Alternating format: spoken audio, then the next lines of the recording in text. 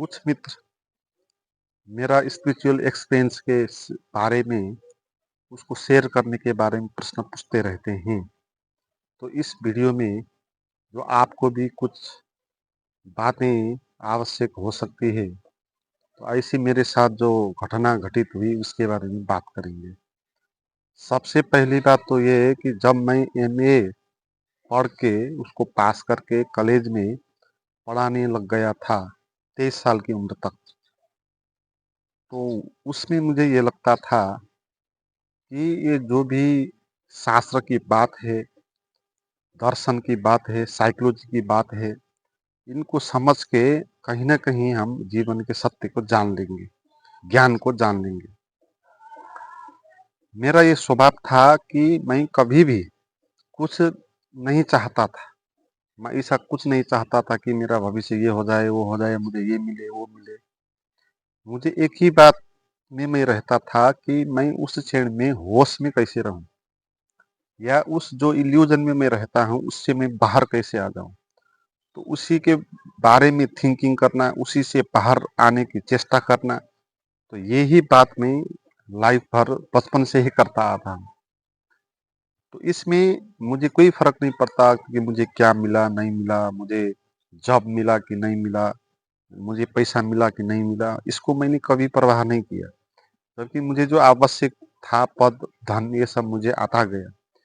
मगर मेरा तो यही उद्देश्य होता कि उस क्षण में मैं कहीं कैसे इल्यूजन से बाहर आके जी पाऊँ। तो ज्ञान क्या है? तो उसको खोजना। तो मैं किताबों में खोजता था उसको, जैसे साहित्यिक किताब हो गई, पश्चिमी साहित्य के दर्शन हो गए, अरस्तू का शास्त्र हो गया। तो ऐसे वेद पुराणों में भी आकर्षण था। मगर ये पंडित बाबा, धर्म, इस पर मेरा कभी भी विश्वास नहीं था। तो इस हिसाब से तो मैं केवल नास्तिक था। है ना? जैसे परंपराओं में मानते हैं तो उस बात को मैं कभी नहीं मानता, या उसको रिचुअल कर्म कांड जो है मैंने उसको कभी नहीं किया। है ना? जैसे लोग करते हैं किसी मंदिर में किसी भी देवी या देवता का पूजा पाठ इत्यादि, जने का धारण करना, और ये ब्रह्म मुहूर्त में उठ के ये करना, तो इस टाइप का मैंने कोई भी नहीं किया। उस बात पे मेरा कोई विश्वास ही था नहीं। इस हिसाब से मैं एक बिल्कुल नास्तिक जैसा था। मगर ऐसा नास्तिक था जो ये मानता था कि अस्तित्व की उपस्थिति है और उसको हम जान सकते हैं। तो इस विश्वास के कारण मैं आगे चलता गया। मगर जब मैं कॉलेज पढ़ाने लग गया तो तब तक मुझे ये लग गया कि इन बातों को पढ़ के, इनको अध्ययन करके कुछ ज्ञान हासिल होने वाला नहीं। ये साइकोलॉजी और ये फिलोसॉफी हो गया, है ना? तो इस तरह के ये आध्यात्मिक वेद पुराणों में कही हुई बात, तो इनको जितना भी सुने, इनको जितना भी पढ़े, हम जैसे कि तैसे रहते, कुछ भी फ़र्क नहीं पड़ता, केवल इन्फॉर्मेशन आ जाता है। तो फिर अचानक से कहीं से मुझे ओशो की पुस्तकें मिल गई, और ओशो को सुनने के बाद मैं फिर और जो भी मैं पढ़ता था, दर्शन की बात, साइकोलॉजी की बात, तो इन सब बातों को मैंने छोड़ दिया। उसको कोई महत्व लगा ही नहीं और ओशो को ही सुनने लग गया। और ओशो की प्रवचनों से एक तरफ बौद्धिक मनोरंजन भी हो रहा था, और ओशो की बातों में इतना तर्क था कि उसको सुनना अपने में ही एक सत्य था। ठीक है? तो इसीलिए लगातार ओशो को सुनना ये चलता रहा। मगर ओशो को जितना भी सुनी कुछ अनुभव नहीं हो रहा था। सुनने में मजा आ रहा था, एक मोटिवेशन भी मिल रहा था, प्रेरणा भी मिल रही थी, मगर अनुभव कुछ नहीं हो रहा था। तो फिर ये अनुभव आया कि ओशो भी उसमें बताते थे कि कुछ हमको ध्यान करना होगा। अभी तक मैंने कुछ ध्यान नहीं किया था, है ना? जैसे ओशो के आश्रमों में जाकर भी मैंने उसके बाद ये कुंडलिनी मेडिटेशन, डायनामिक मेडिटेशन, ऐसे छोटे समय वो किया मैंने, बस घर में आकर भी वो किया। और इसमें जो पैसिव मेडिटेशन होते हैं, निष्क्रिय बैठ के करने वाले आनापान सति योग, तो ऐसे इनको मैं लगातार करता रहा। मगर इसमें फिर ये हुआ कि ध्यान करते करते मुझे भीतर से ये नया आयाम अनुभव आने लगा, ध्यान की झलकियां आने लगी।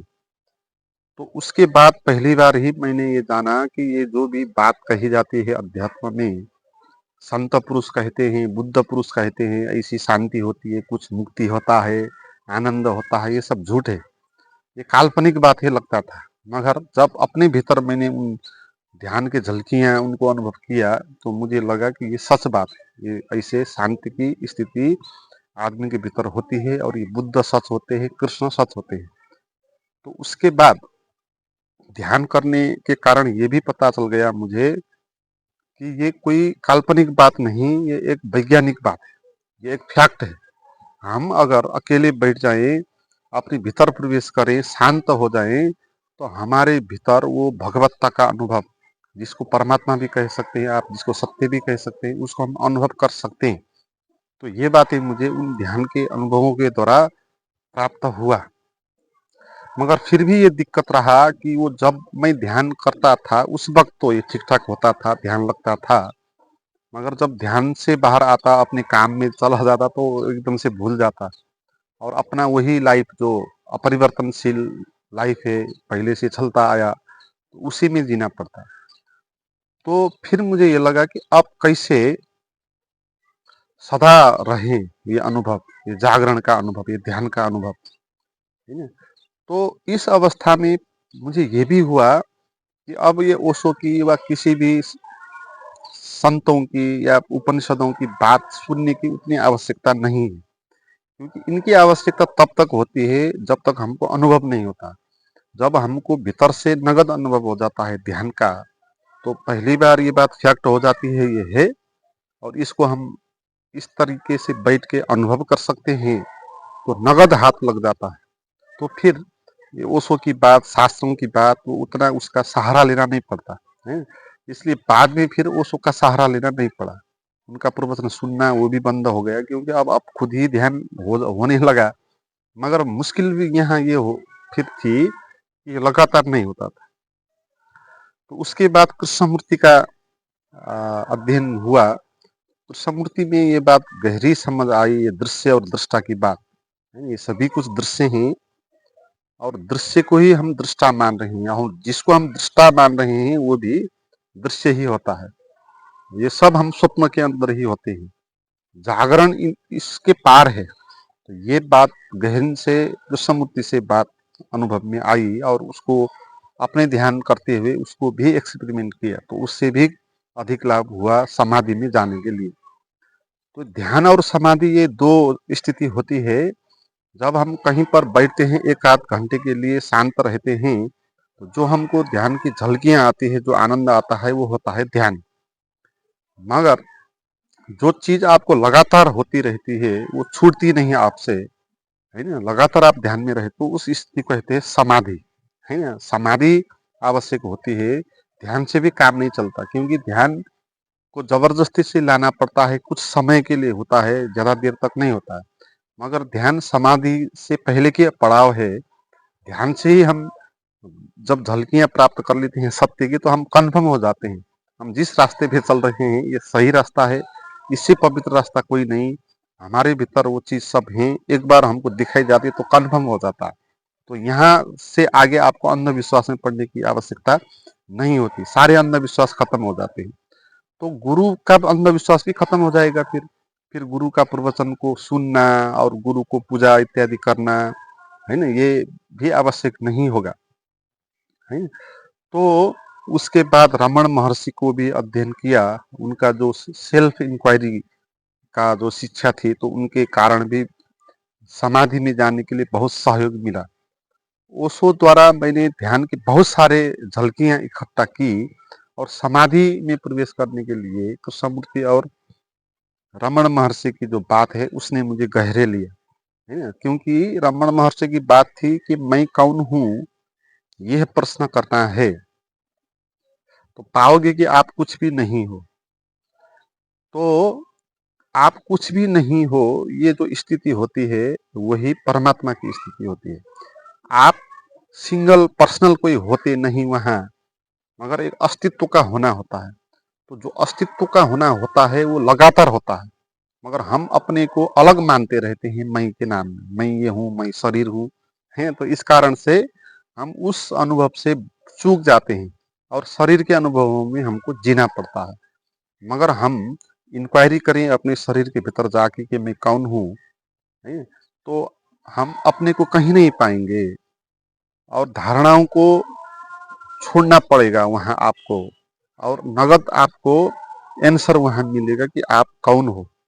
तो जो अस्तित्व है वो उसका होने का एहसास आपको होगा, आपका अकेला पर्सनल मैं का नहीं होगा। तो वो जो अनुभव आपको जब होगा तब वो अनुभव लगातार होता है। उस अनुभव में ही जीना, यही समाधि होती है। तो यही अभी चल रहा है कि इसी प्रेजेंस में, इसी परमात्मा कहें आप, इसको सत्य कहें, ध्यान कहें, एग्जिस्टेंस कहें, इम्पर्सनल जो स्थिति है, तो इसी पे रहना, इसी की बात करना, इसी में जीना, ये करना बन जाता है। और ओशो से मुझे ये लाभ मिला, कृष्णमूर्ति से ये लाभ मिला कि एक पड़ाव में, ऐसे अध्यात्म में बहुत सारे पड़ाव होते हैं। जैसे मेरे आध्यात्मिक यात्रा में आपने सुने, एक पड़ाव वो था जब मैं मानता था कि भौतिक विज्ञान का अध्ययन करके हम ज्ञानी हो सकते हैं। फिर जब ओशो को सुना तब ये बात गलत साबित हो गई, है ना। और ये ध्यान का जो झलकियां अनुभव में आने लगा, तो उसके कारण हम अंधविश्वासों से ही बाहर आ गए, कन्फर्म हो गई बात, क्या ठीक है, क्या करना चाहिए। दूसरा पड़ाव हुआ है। फिर एक दिन ओशो को भी छोड़ के, शब्दों को छोड़ के, ओशो को छोड़ने का अर्थ ये है कि शब्दों को छोड़ के अनुभवों को पकड़ना, ये तीसरा पड़ाव होगा, है ना। तो ऐसा पड़ाव होता है। इन पड़ावों में गुरु का कर्म ये होता है कि वो हमको प्रेरणा देते हैं, है ना। जिस क्षण में हम सत्य की खोज कर रहे हैं मगर सत्य हमको मिल नहीं रहा होता है, उस क्षण में गुरु आपको कुछ क्रिया के द्वारा, कुछ ध्यान साधना इत्यादि, ये ध्यान साधना जो भी होती है और ये जो प्रवचन होते हैं और कुछ नहीं होते हैं, ये आपको मोटिवेशन करने की बात होती है, आपको राजी करने की बात होती है, आपका मानसिक इन्वायरमेंट बनाने की बात है। तो जैसे हम जीते हैं भय में, अशांति में, भविष्य की चिंता में, तो इस कारण हम शांत और सहज हो नहीं पाते। तो गुरुओं की बातें, शास्त्रों की जो बातें हैं, वो हमको निष्फिक्री होकर रहने के लिए, सहजता से बैठने के लिए ये प्रेरणा देती है। तो मानसिक एक धरातल बन जाता है इन कारणों से, और हम ध्यान में प्रवेश करने के लिए सहज हो जाते हैं, एक ग्राहक हो जाते हैं। तो यहाँ तक गुरु का इतना काम होता है। मगर असली जो गुरु होता है वो कभी भी आपको बांध के नहीं रखना चाहता है ना। गुरु का काम वहीं तक है, पड़ाव है गुरु, उसके आगे आपको समाधि ढूंढनी है। जब तक आपको आपके भीतर ही ध्यान का अनुभव ना हो तब तक गुरु आवश्यक है। मगर जब आपको अपने भीतर ही अनुभव हो जाए तो फिर आपको गुरु का काम वहां तक ही है, उससे आगे गुरु काम भी नहीं है। तो आप जान रहे हो अपने भीतर ही, ध्यान को अनुभव कर रहे हो, तो वही सत्य है। अब उसी को आप साधो और जानते रहो कि आप हो कि अस्तित्व है। तो आगे यात्रा जो होती है वो अस्तित्व की तरफ से ही होती है, या कहीं तो परमात्मा के कारण ही होती है, गुरु से नहीं होती। मगर गुरु आपको वो अनुभव करवाने के लिए, ध्यान की झलकियां देने के लिए आवश्यक होते हैं। गुरु आपको अंधविश्वास से बाहर निकालेंगे, आपको बिल्कुल एक साइंटिफिक वे से सोचने के लिए आपको प्रेरणा देंगे, और सच क्या है उसकी इंक्वायरी में उनका अपना एक योगदान होगा। तो संतों का यही कर्म होता है कि वो आपको प्रेरणा दे। तो ये अनुभव के बाद मैं भी, जिस तरह मुझे कृष्णमूर्ति, ओशो, रमण महर्षि से सहयोग मिला, लाभ मिला, तो इसी तरीके लाभ मैं भी आपको पहुंचाना चाहता हूं। और ये यही संत का कर्म भी होते हैं कि जो भी आप जिस पड़ाव में भी हो, है ना, तो आपको ध्यान का आपके भीतर ही जो संपदा है तो उसी के साथ परिचय करा देना। तो परिचय करने के बाद फिर आप जाने अपना रास्ता जो है वो सहज आपसे ही निकलेगा।